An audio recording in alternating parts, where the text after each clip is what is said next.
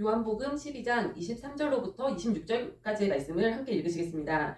예수께서 대답하여 이르시되 인자가 영광을 얻을 때가 왔도다. 내가 진실로 진실로 너희에게 이르노니 한 알의 밀이 땅에 떨어져 죽지 아니하면 한 알 그대로 있고 죽으면 많은 열매를 맺느니라. 자기의 생명을 사랑하는 자는 잃어버릴 것이요 이 세상에서 자기의 생명을 미워하는 자는 영생하도록 보전하리라. 사람이 나를 섬기려면 나를 따르라. 나 있는 곳에 나를 섬기는 자도 거기 있으리니 사람이 나를 섬기면 내 아버지께서 그를 귀히 여기시리라.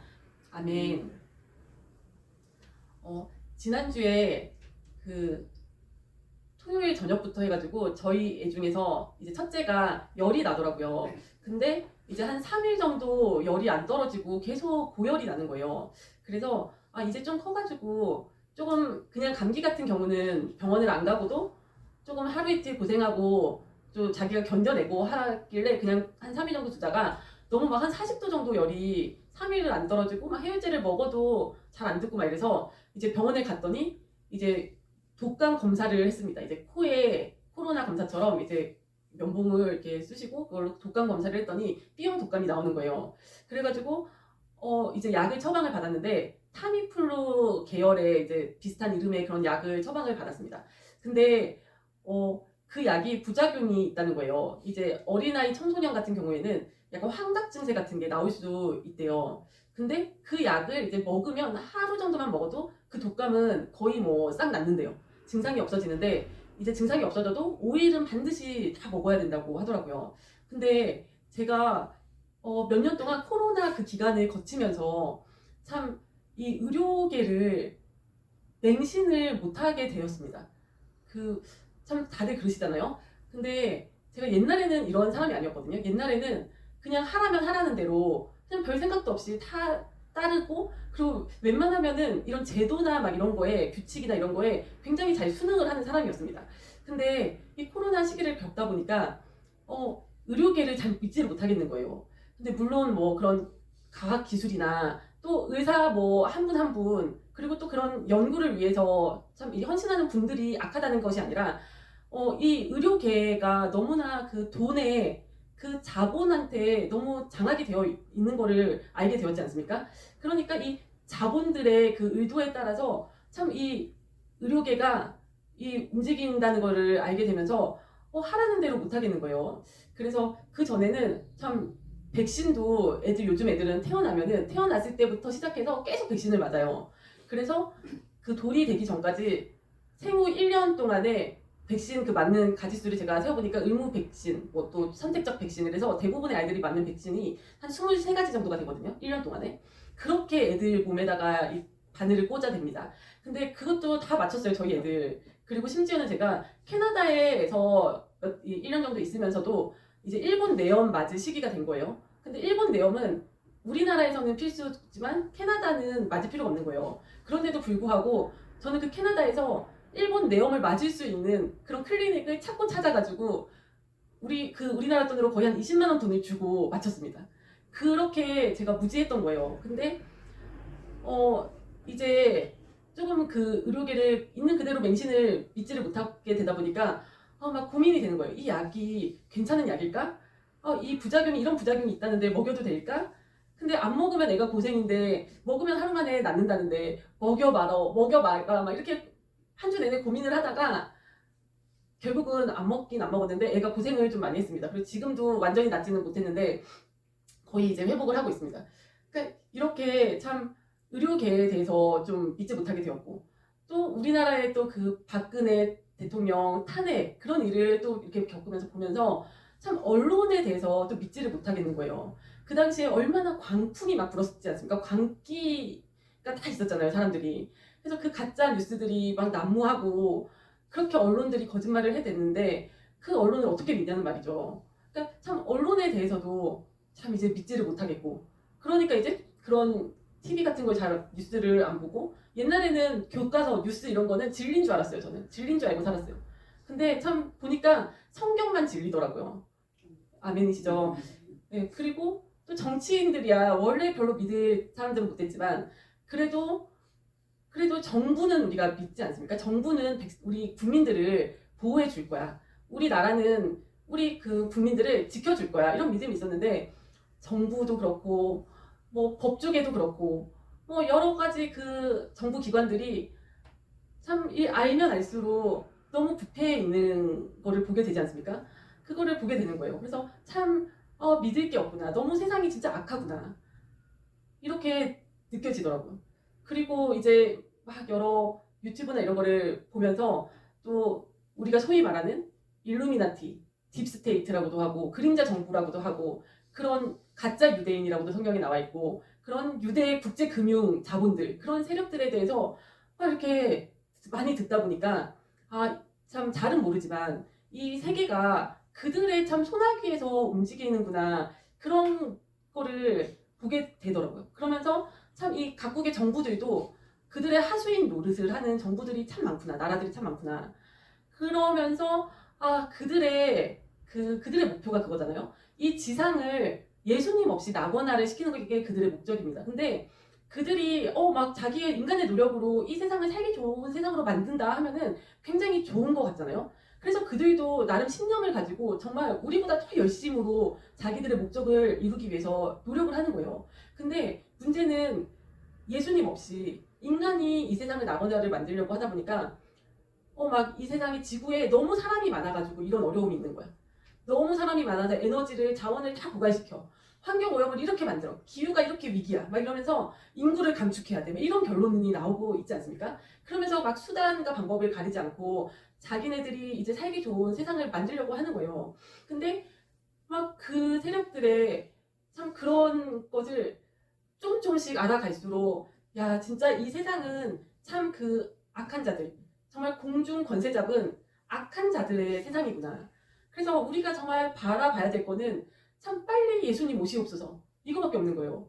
어떻게 해볼 도리가 없을 정도로 우리가 정말 방법이 없는 것 같습니다.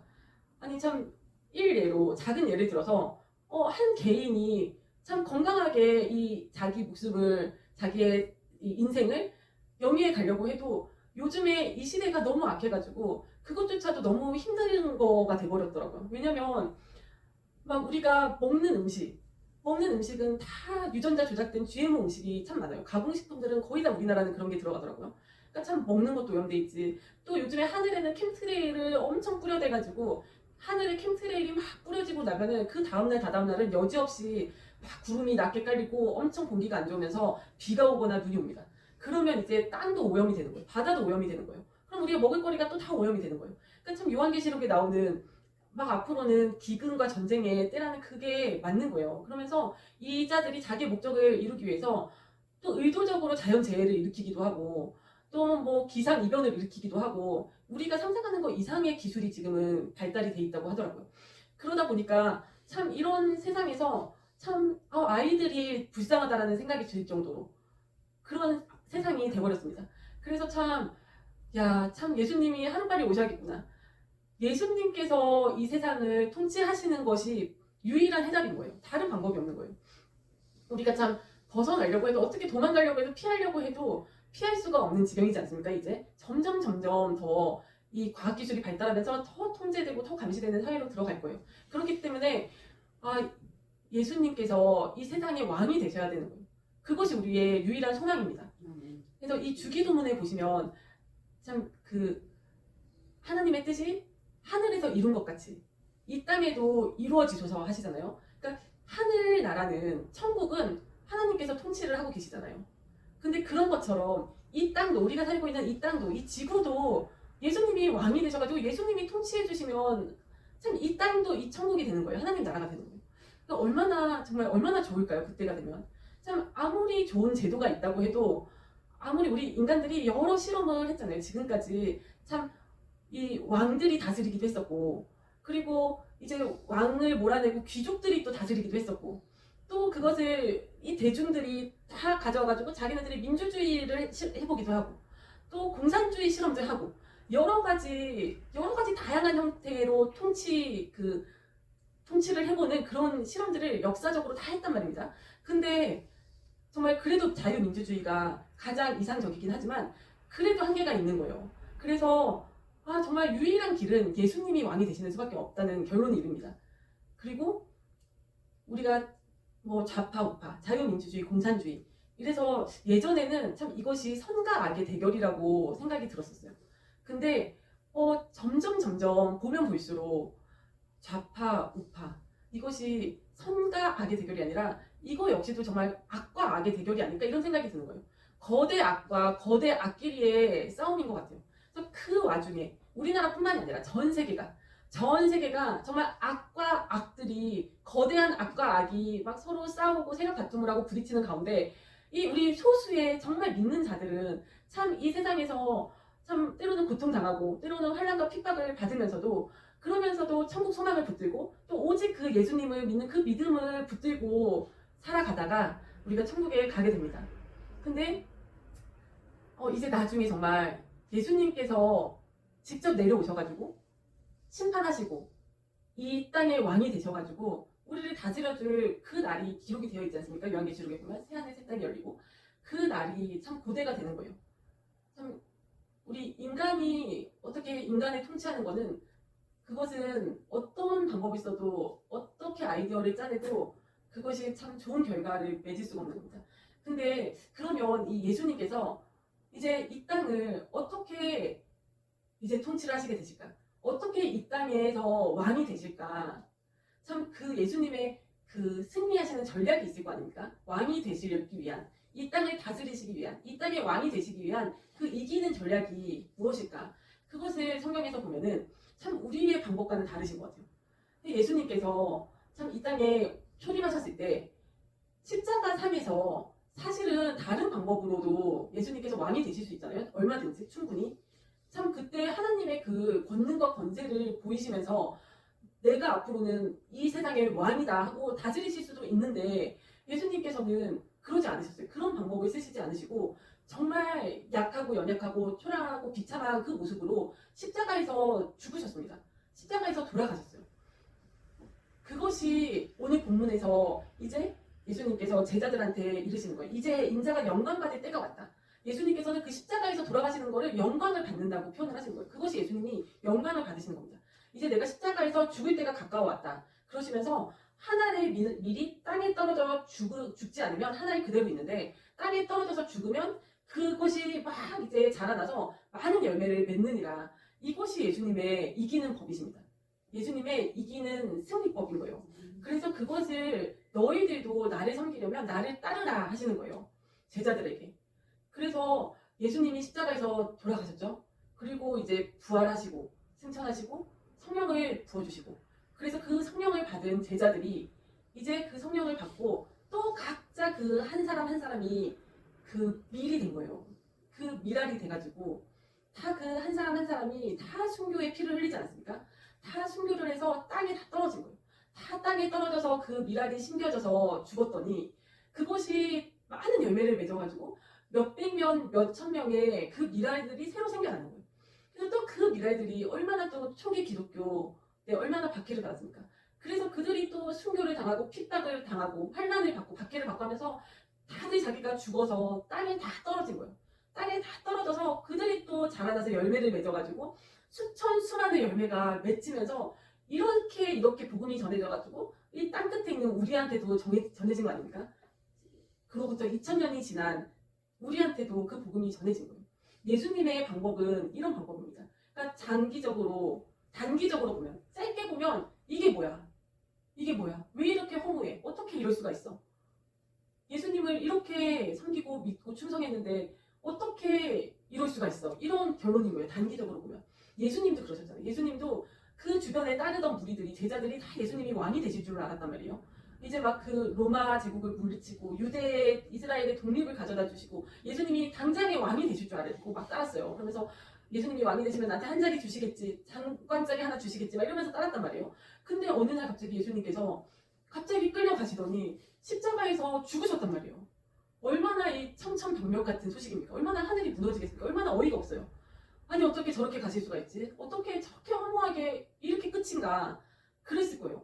근데 예수님께서 그렇게 하나의 미랄이 되심으로 인해서 이제 놀라운 일이 일어났지 않습니까? 그래서 장기적으로 보면 그 로마 제국이 복음화가 됐어요. 그 로마 제국이 참 어떻게 로마가 기독교를 국교로까지 하는 그런 놀라운 일이 일어납니까?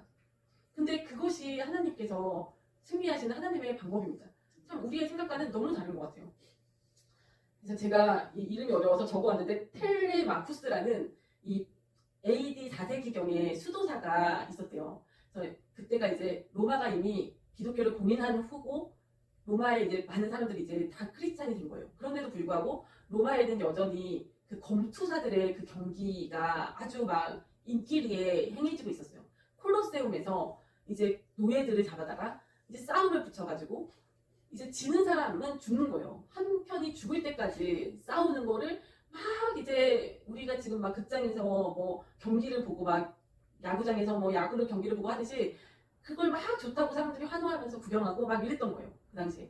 근데 이 텔레마쿠스라는 수도사가 참 뭐 오랜 시간 사막에서 수도를 했다고 해요. 그러다가 어느 날 하나님의 음성을 듣게 된 거예요. 하나님께서 너는 지금 로마로 가라. 로마에서 너가 할 일이 있다. 그러셔서 이 사람이 이제 순종을 해서 로마로 갔어요. 근데 로마 시내에 들어가니까 수많은 사람들이 어디론가 다 이렇게 가고 있는 거예요. 그래서 무슨 일이지 하고서는 따라갔는데 다 그 콜로세움 그 원형 경기장으로 다 들어가더니 거기에 막 수많은 군중들이 꽉 차가지고 검투사들의 그 싸움 경기를 관람을 하는 거예요. 근데 그 수도사가 이제 그거를 처음 보고 너무 놀란 거예요. 아니 어떻게 세상에 사람이 사람을 저렇게 죽이는 거를 보고 즐기고 열광을 하고 환호를 하나. 그래서 이 수도사가 그 경기장 안으로 뛰어 들어간 거예요. 안으로 뛰어 들어가서 그 가운데 서가지고 그 싸움을 말리면서 예수 그리스도의 이름으로 명하노니 이 경기는 중단해라. 이 경기는 당장 중단해라. 예수님께서 명령하시니까 이 경기는 당장 중단해라. 이렇게 막 소리를 친 거예요. 근데 그 뭐 작은 볼품없는 뭐 오랜 세월 사막에서 수도 생활을 했으니 뭐 옷이라도 변변찮고 했겠습니까? 뭐 풍채라도 뭐 미풍당당했겠습니까? 그냥 작고 연약한 그 수도사의 그런 외마디 외침들이 뭐 전혀 전달이 안 되는 거예요. 근데 우리 생각 같으면 참 성령님께서 능력을 부어주셔가지고 막 기적을 일으키게도 하시고 그 자리에서 막 뭐 뭐를 해주셔도 해주실 수 있지 않습니까? 뭔가 기적이 막 일어나고 그 사람들이 순식간에 막 회개하고 막 이런 일이 일어날 수도 있는데 그렇지가 않았어요.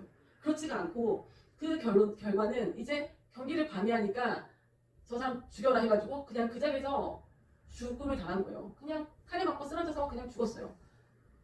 그냥 그렇게 시시하게 어이없이 정말 오랜 세월 수도를 한 그 수도사는 그렇게 어이없는 허무한 죽음을 맞이했습니다. 그런데 놀라운 거는 그 다음부터 사람들이 이 검투 경기에 대해서 흥미를 잃게 됐대요.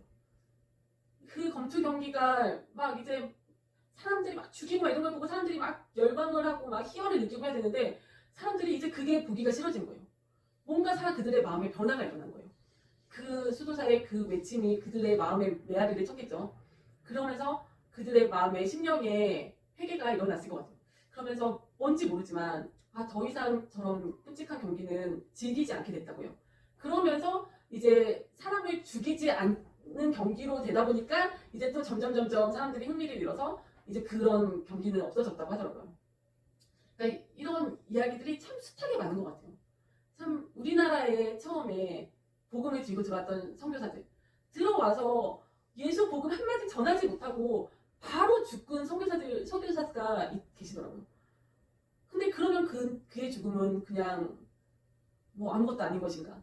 근데 그게 아니라 그분이 들고 왔던 그 성경이 이제 그때는 종이가 귀했으니까 어떤 집에 이제 그 벽지로 붙여놨다가 벽지에 붙어있는 그 성경을 이제 읽다가 누군가가 은혜를 받고 예수님을 만나고 그러면서 이제 복음이 전해지는 그 일이 일어났다고 하더라고요. 그러니까 참 우리가 보는 거랑 너무 다른 것 같아요. 우리가 볼 때는 참 우리가 정말 능력받고 막 그 반대파들을 무찌르고 세력을 얻고 정말 눈에 보이는 승리를 얻고 단기적으로 당장에 뭔가 그렇게 화려한 승리가 있어야 될 것 같지만 그것이 아니라 참 하나님의 그 이기는 전략은 너무나도 우리랑 다른 것 같습니다. 참 그러면서 제가 저번 주에 또 그 책을 한번 읽었어요. 저 높은 곳을 향하여라는 책인데 박용규 목사님이 이제 주기철 목사님의 전기를 쓰신 책이에요. 근데 그 책을 읽는데 참 진짜 눈물 없이는 볼 수 없는 책이더라고요. 근데 주기철 목사님이 이제 평양의 산정형 교회라는 곳에서 목회를 하시다가 일제시대 때 이제 신사참배를 거부를 하셨어요. 그러다 보니까 일제로부터 이제 핍박을 받으셔가지고 이제 감옥에서 투옥되셔서 몇 차례 수감되셔서 모진 고문을 당하시고 하시다가 이제 순교를 하셨는데 좀 마음이 아픈 거는 이 주기철 목사님을 핍박한 것이 일본도 일본이지만 교회 다른 교회 같은 그 교회 목회자들이었다는 거예요. 다른 목사들. 왜냐면 그 당시에 평양 노회가 이제 신사참배는 정치적인 거지 종교적인 거 아니다. 그래서 신사참배는 해도 된다라고 가결을 한 거예요. 그러면서 이제 그 신사참배는 절대 안 된다. 그건 우상숭배다라고 반대를 하는 몇몇 그 믿음의 그 목사님들을 이제 파직을 해버린 거예요. 목사직에서 파직을 시켜가지고 이제 쫓아내고 그리고 이 목사들이 이 핍박을 하는 거예요. 이 목사들이 오히려 더 괴롭히고 그 산정형 교회에 그 문에 못질을 해가지고 아예 입구를 막아버린 것도 목사더라고요. 그리고 이제 주기철 목사님이 순교를 당하시고 나서 이제 80 노모랑 사모님이랑 그 아이들 4명, 자식들 4명이 이제 사택에서 그래도 살고 있었는데 그 교회랑 사택을 이 노회의 그 연수원 같은 걸로 쓰겠다고 그 남은 식구들을 순교자의 남은 식구들을 쫓아낸 것도 교회더라고요. 목회자들이더라고요. 그러니까 참 이 너무 너무하죠. 그 같은 목사들이 그렇게 핍박을 한 걸 보고 저는 참 마음이 아팠는데 이 주기철 목사님 같은 경우도 참 이분이 참 이렇게 하나님 뜻을 따를 때 참 하나님께서 이분한테 참 기적을 베풀어 주시고 능력을 더 뭔가 이적이 막 일어나게 해주시고 놀라운 막 일이 일어나게 해주시고 이분이 막 다른 사람들 그 신사참배를 가결한 그런 큰 무리들 다수의 무리들을 오히려 꺾어버리고 승리하고 막 그렇게 해주시면은 참 인간의 눈으로 보기에는 참 멋진 승리가 될 수 있었을 것 같은데 그렇게 안 하셨어요. 그렇게 안 하시고 그 참 우상숭배를 한 신사참배를 가결하고 그 일제 앞에 참 무릎 꿇은 그들을 이 세상에서 볼 때는 강대하게 하시고 그들이 참 오히려 더 권세를 얻게 하시고 그러면서 이 주기철 목사님은 참 이렇게 순교를 하게 하신 거예요. 근데 그 당시에는 이렇게 드러나지 않았지만 이렇게 시간이 흐른 후에는 다 그런 것들이 밝혀지는 거예요. 다 진리가 드러납니다. 참 이 거짓과 진리는 시간이 흐르면 드러나는 것 같아요. 그리고 이것이 참 뭐 몇백 년, 몇천 년 안에 안 드러나는 그런 철저한 거짓이라 할지라도 정말 예수님께서 재림하실 때, 참 이 세상이 바뀔 때, 새하늘 새 땅이 열릴 때, 그때는 드러나지 않는 것이 없으리라고 봅니다. 이 주기철 목사님이 그런 말씀을 하시더라고요. 앞으로 그분은 기도하시는 분이 있기 때문에 아셨던 것 같아요. 앞으로 5년 이내에 망할 저 일본 제국에 충성하느라고 예수님을 배반하는 저 불쌍한 사람들 이러시더라고요.